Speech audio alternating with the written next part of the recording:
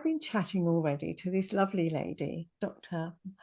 Marcia Martin. She is, I'm going to get it right, a spiritual empowerment counselor. And she lives in Los Angeles. And we've been chatting already, and it's just so nice to catch up with her. We've been putting the world to rights a bit already. But I want to hand over to you, Marcia, and please tell the audience much more about you. Absolutely. Thank you for having me. And as you said, I have been enjoying our chat so far. And what we were talking about is really what I do best, and that is helping people to recover from abuse and trauma. And the thing that I think is most significant about that is that you can look back and ask yourself, how did I get here? But the path getting there is not clear. It is hidden. It is a long, windy path, and it is so easy to fall into the dynamic. So, if you are a person who is currently experiencing any sort of trauma or abuse, the first thing I want you to remember is not to blame yourself and not to feel badly, but to recognize, okay, I am where I am. I did get here. I did allow this to happen. And now I can choose for something different to start beginning. So, when you are taking responsibility for ending up in a traumatic or abusive relationship, you're not doing it so that you can feel badly. You're doing it so you can recognize that you are powerful enough to have gotten yourself in the situation. Therefore, you are powerful enough to get yourself out. So let's never assign blame, just responsibility. Oh, I think that's so right, because I think I've been in an abusive relationship, and I just kept saying to myself, how could I, an intelligent woman, how could I get into this situation? What is wrong with me? Why have I done this? And there's that, well, guilt is one thing. I think you can feel guilty and say, well, maybe I should have done something a little bit different. I could have thought a bit harder about this. Why didn't I look at the kind of red flags? But that shame that's attached to it, which I don't think is appropriate, it's not, and it's not good for us at all. It's just going to keep you buried in that relationship for longer because at early on in the relationship, you probably were saying to yourself, this doesn't feel quite right. And then your abuser caught on to the fact that you were getting uncomfortable and they cleaned up their act for a while and you dug in a little bit more, as we do in relationships, and you invested a little bit more, as we do in relationships, and it became more problematic to leave. So it isn't that you just were completely out to lunch as you walked into this relationship. It was that what you were offended by kept getting walked back again and again and again. And because we never enter a relationship hoping it's going to end, we all say, oh, I must have been mistaken. Oh, they didn't mean that. Let me give that person another chance. And then we get extremely invested. We start really owning our desire for this relationship to continue. This is why, when it finally gets to the breaking point, which is a beautiful moment, it's painful, but it's necessary and it's beautiful because it will give you the chance to release yourself. But when it finally gets to the breaking point, you cannot use the wisdom that you have gained through the experience and say, why didn't I know that going in? Well, you'd never encountered it before. You hadn't understood how you would react to certain stimuli. Now you do know. So now it is your responsibility to make sure you get out of that relationship and you hold higher standards so you don't get into a similar relationship. But you certainly can't go back and say, Gosh, I have a history of abuse or trauma in my childhood, so it felt very familiar to me when this guy or girl started doing these things that were a little off, but were part of my normal everyday experience growing up or part of my other relationships.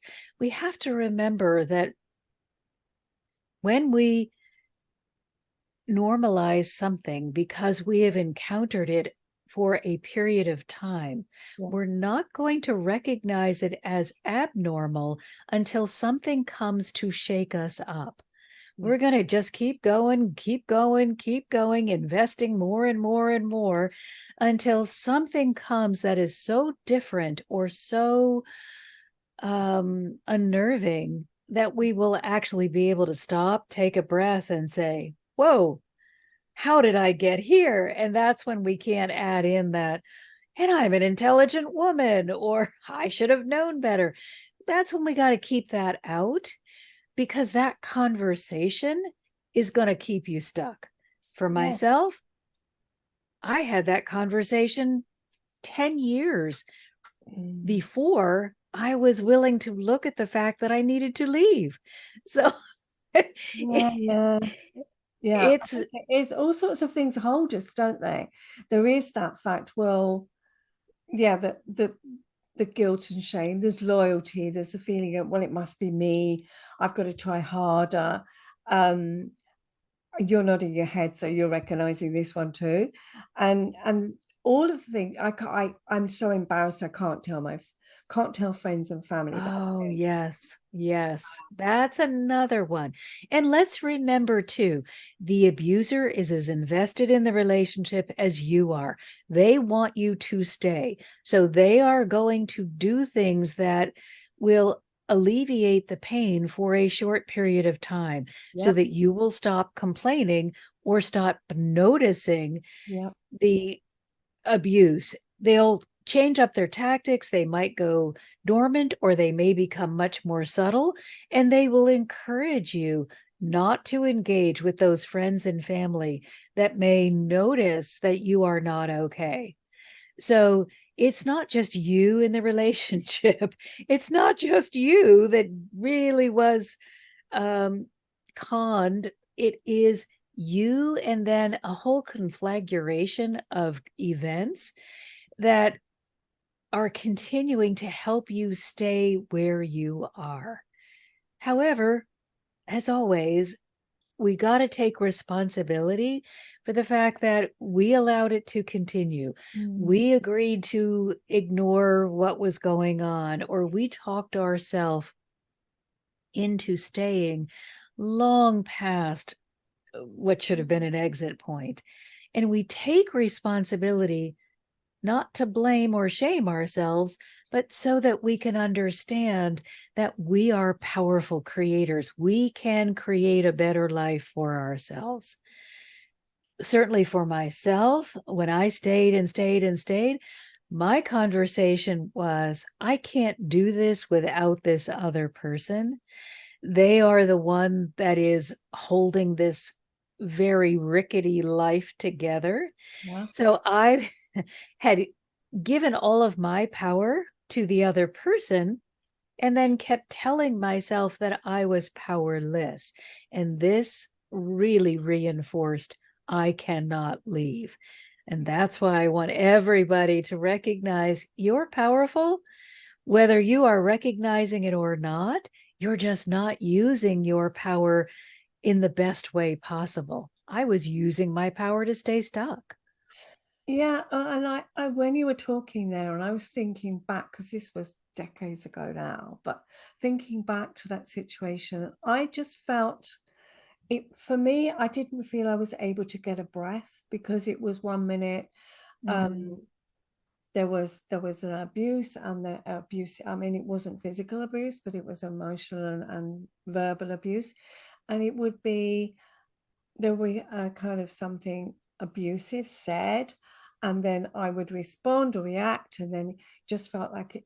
And then, as you say, it would be the reparation on their part, and they would try harder, and they'd expect me to try harder, and it just felt like I felt like a whirling dervish, that kind of being. Yes, and let's remember, I haven't they got are they're think busy manipulating it so that, when they see you out of breath or sort of spinning, yeah, confused, they will use that confusion to insert even more of this emotional mental abuse to make sure that you are really on board with, Wendy, you really don't have much to offer, or you're lucky that you're with me because nobody else would want you.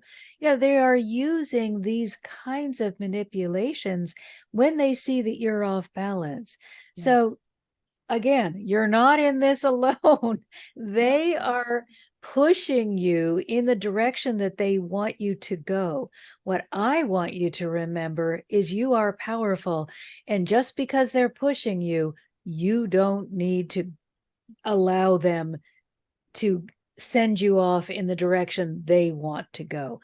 yeah, You need to, even in the midst of this, take that deep breath, ground yourself, remind yourself, I am powerful, and make the choice that is for your highest good.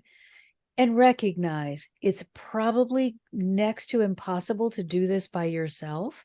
So reach out to a counselor. A friend won't know what to say or do. And a friend may say, oh my gosh, I can't believe you're staying in that relationship. The friend may add frenetic energy to your already confused energy yeah, because they're scared for you. yeah. So seek out a counselor, someone who has the training and the experience to be able to hold you steady and help you make informed choices. Yeah. Yeah, and I think that's so true because friends, they may watch from the outside, but you're probably covering up anyway. You feel Yes. Oh, yes. I'm sure you don't, I never they told the truth. no, and then they could see snippets, but they don't know, they don't want to interfere. They feel that it's not their place or they're worried about it. And I think you're so right. When you do tell them, they don't know what to do or what to say. So yeah, that was my experience. And I think experience of so many other, I'm going to say men or women, because it can happen either way, let's face it. And it, Yes. We hope both happen to be women, but there are just as many men who are in this situation. And yeah, it doesn't matter what the uh, what kind of relationship you are in. This is not specific to a specific or a certain kind of relationship. It is across the board. And it doesn't just happen to good people or bad people. Everyone can be subject to abuse or trauma. So let's take away any of the labels or any of the ways in which you may be categorizing yourself. Like Wendy said, I'm an intelligent woman. I had the same thing. I'm an intelligent woman. How did I get here? yeah, It has nothing to do with your intelligence, your age, your sex, your gender, the type of relationship you're in. It is just a matter of, are you loving yourself enough mm, to get out of harm's way when you see that an individual may not be able to be in a healthy relationship with you? Or are you discouraging self love and putting all of your efforts into loving another person? Are you saying to yourself, I will only have value when another person shows me that I am lovable? And I think I know that's how I walked into my relationship is I had really zero to limited self-love. And so I was easy pickings for somebody who was also not healthy and was wanting a relationship, not for the purpose of wanting to abuse me, but to make themselves feel better. Yeah, because I don't think the intention, there is sometimes people who will just want to abuse, but generally they're not going in with that intention. But No. it's, And the other person can be a good person. yeah, It's not so cut and dry, but no, they're going to be confused or they're going to have their own issues. yeah, So you must make sure that you present yourself as a self-loving being mm, before you enter into any relationship, yeah, so that if somebody were to say something to you or do something to you that is not acceptable, you are able to say, I'm just not going to put up with that. That doesn't feel nice. I am not going to stay in a place where I am not honored. mm, And you don't have to do it angry. You don't have to do it yelling or mean spirited. You can mm. simply say, this relationship isn't working out for me. Yes, yeah, exactly. And I think it's taking the courage to be able to walk away. It's taking the courage to say, I'm worth more. And who could I speak to? And I think so many people feel worried about speaking to someone like you or me because they don't know what to expect. They think they're going to be told what to do. They think they're going to be shamed even more and judged. And they may think that we will go and tell somebody, where actual fact, you and I know it's completely confidential. Only in the rare cases where we feel there is real harm to one or other of parties, do we think about we might take action and just, yeah, we've got to talk about this because we can't hold it if we feel that one or other, or even children could be harmed. But I think generally it is, yeah, we're going to hold it and we're not going to judge you. We're not going to tell you you've got to leave now. We're not going to tell you you're a bad person. We're not going to shame you because you're feeling bad enough as it is. You don't need that. Yeah, Yeah, judgment has no place in the healing process. no, definitely hasn't. No, you've been feeling shamed enough as it is without Oh, some. and I guarantee you that your abuser has been using shame as a way to hold you in place. And let's be very clear. If someone uses shame, they are not a very highly evolved person. They are not mentally well. You don't want to shame another person unless you feel somehow less than yourself. It's not normal to shame another person. It's normal to lift people up, to inspire them, to make them feel better. We grow and we expand, and we all feel better when we're sharing joy. Yeah, So if someone likes to shame you, that's a red flag right there, especially if a therapist wants to shame you. You absolutely do not keep the second appointment. That is not okay. no, absolutely not. I just wanted to add that why, because people do feel quite worried about approaching someone like you or me. They're not quite sure what's going to happen. And it just is, it's a place, and it's a place for them to just almost check out what's right and what isn't. Am I right in thinking this? Is this right? Is this okay? Because they've been doubting themselves for so long, haven't they? So I think quite often you want someone to, well, is it okay for someone to speak to me like this? Is it okay for somebody to treat me in this way? Because they've been brainwashed to believe they're the ones that are fault. And also, a very clever technique that is used is gaslighting, in which someone will deny that they said something. And if it goes on long enough, you really begin questioning, did I say that? So to have another person that is not involved say to you, I believe that you are saying what you believe you are saying, and this other person is pretending that they didn't hear it, you didn't say it, they didn't say it. When what they will often do is make you a promise and then pretend when you ask them to keep that promise, Yeah. oh, I never said that. And Yeah. And yes, they did.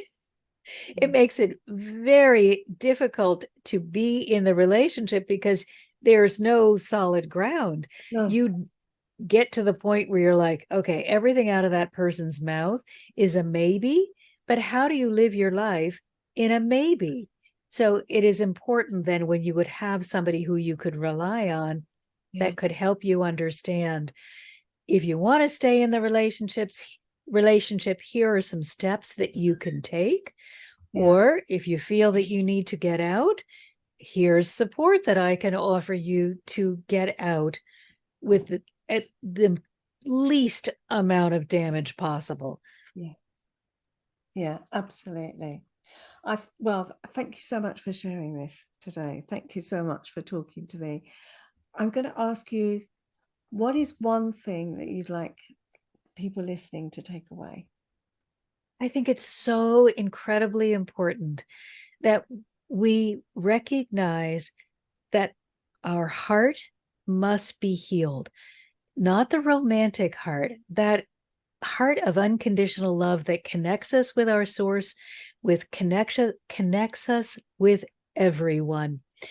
When we have gone through traumatic or abusive situations, we must clear that pain and that hurt so that we don't carry it with us. Mm. Once we clear it, we can really transform our lives. But if we continue to hold it, it will follow us and lead us back into more abusive situations. So clear and heal the heart so you can live a life that has been transformed into joy. That's great. That's great advice. I will put all your details, contact details in the show notes, but what's one easy way that people can get in touch with Oh, come to my website. It's mmhearthealer.com. And then it links out to all of the other things that I am doing. That's fantastic. Thank you so much for your time today. It's been really interesting talking to you. So thank you. It's been, yeah, it's been great. Thank you. It's been wonderful to be here. Thanks so much for having me.